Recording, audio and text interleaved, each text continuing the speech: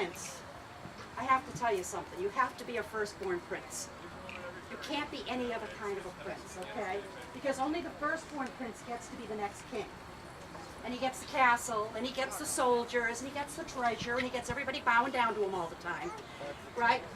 But if you're not the firstborn prince, it's really bad, okay? For instance, there was my friend Prince Rupert. He was the fourth-born prince.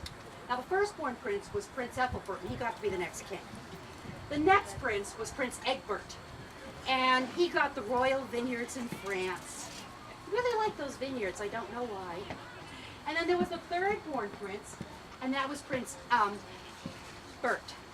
And Prince Bert, well, he never liked being a prince. He didn't like having to wear fine clothes all the time. He didn't like having to have perfect manners. He didn't like having to use all the proper utensils when he ate. So he was given as his inheritance the Royal Galleon, finest ship on land or sea. And he decided to turn it into a pirate ship. So he renamed it the Bounding Spleen, and he gave himself a really cool pirate name, Bob. And then there was the fourth-born prince. Then there was the fourth-born prince, and that was Prince Rupert. Now, Prince Rupert, when it was his time for him to get his inheritance, he went up to the royal steward, and the royal steward said, "Hold out your hand."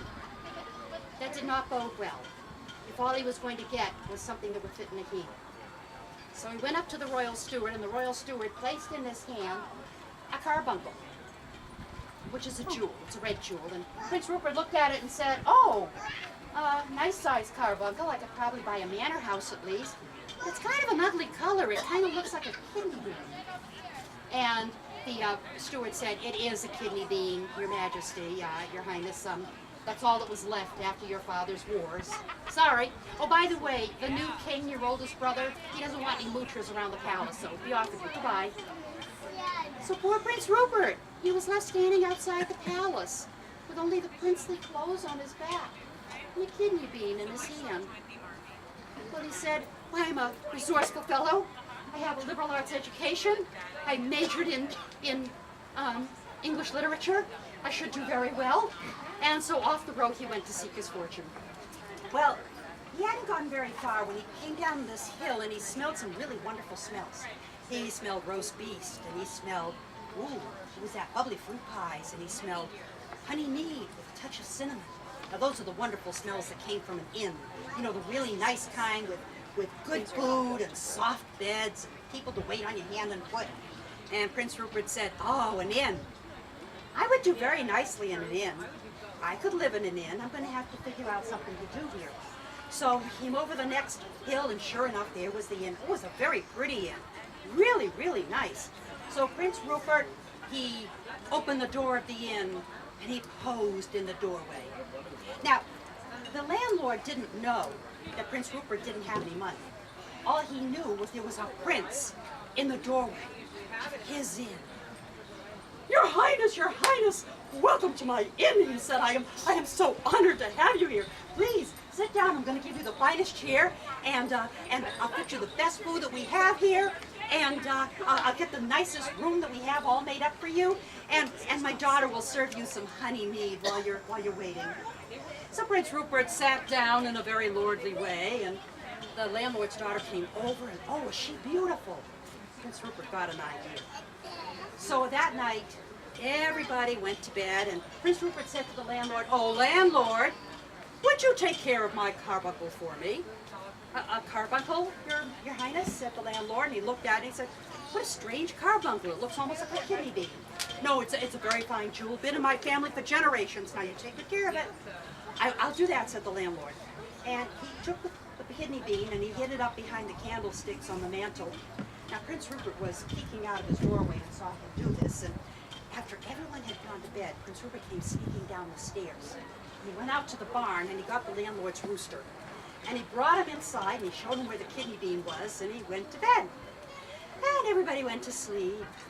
And in the morning time, Prince Rupert came down the stairs, and the landlord was very upset. He said, "Your Highness, I don't know how this happened, but somehow during the night my rooster got in here and he ate your carbuncle. I'm so sorry. Look, you don't have to pay for yesterday's food and lodging. In fact, please stay another day and enjoy another day of hospitality on me." That's not enough, said Prince Rupert. It was your rooster. Ate my carbuncle. I want your rooster. It's only fair.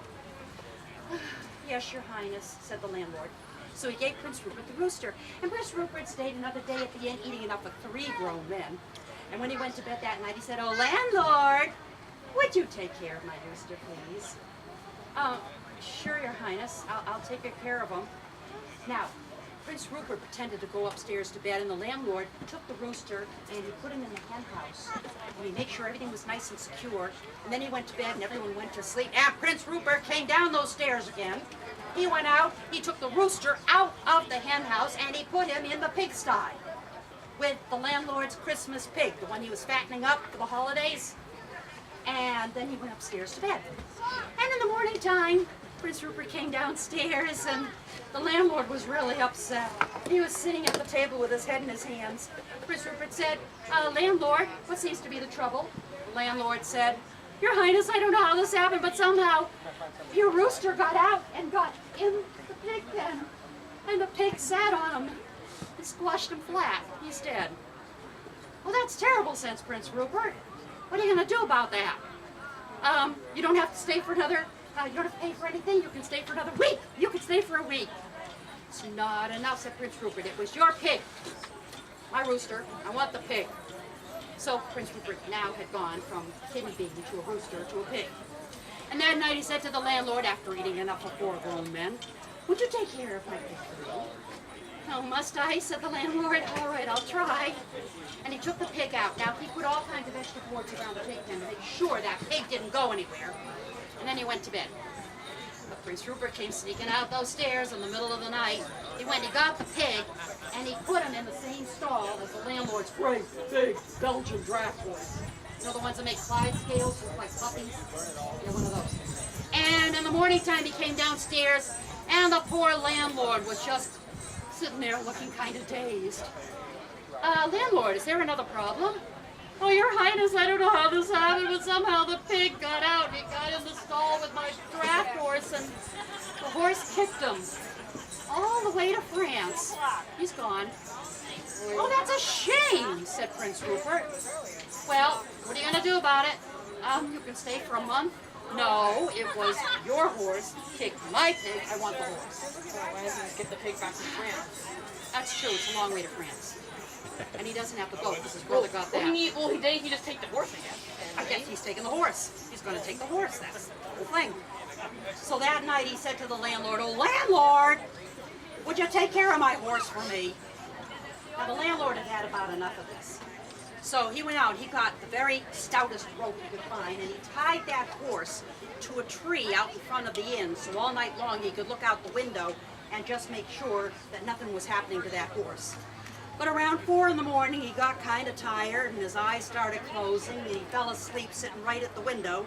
Prince Rupert was waiting. He went outside and he took his knife and he cut through that rope until there was just a little bitty strand holding that horse to the tree. And then he went back upstairs to bed. Now in the morning time, he came downstairs and the landlord was prostrate with grief on the floor. "Landlord, don't tell me something happened to the horse."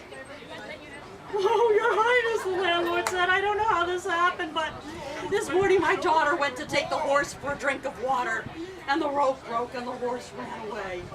He's gone." "Your daughter, huh?"